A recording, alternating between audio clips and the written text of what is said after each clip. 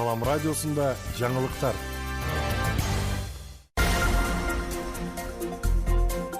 Саламатсыз бардактуу угарман жана көрүүчү, эфирде жаңылыктар чыгарылышы, аны мен Жасмина Сайдиманова таныстырам. Лейлек селден кийинки калыбына келтирүү иштери жүрүүдө. Кечээ 25-июль күнү Лейлек районунун Өзгөрүш айылында нөшөрлүп жааган жамгырдан улам сел жүрдү. Учурда аталган айылда тазалоо иштери жүрүп жатат.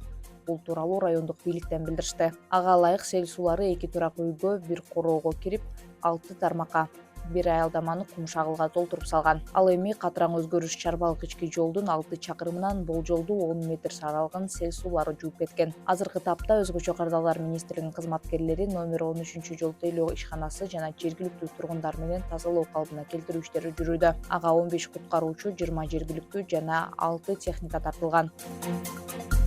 6 айда Баткенде 24 адам жол кырсыгынан каза тапты. Бул тууралуу облустук милициянын жол кыймылын коопсуздук камсыздоо бөлүмүнүн маалымат катчысы Бектемир Мамытов Салам медиага билдирди. Маалыматка караганда, үстүбүздөгү жылдын 6 айында облуста 108 жол кырсыгы катталган. Анын кесепеттеринен 18 адам, 6 өспүрүм көз жумган.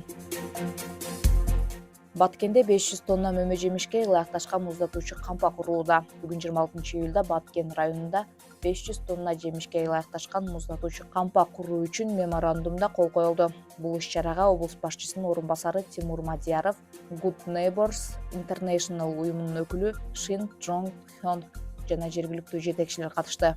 Баткендин Тара айыл өкмөтүндө курулуп жаткан логистикалык борбордун биринчи этабы республикалык бюджеттен 5 миллион 853 миң сомго бүткөрүлдү.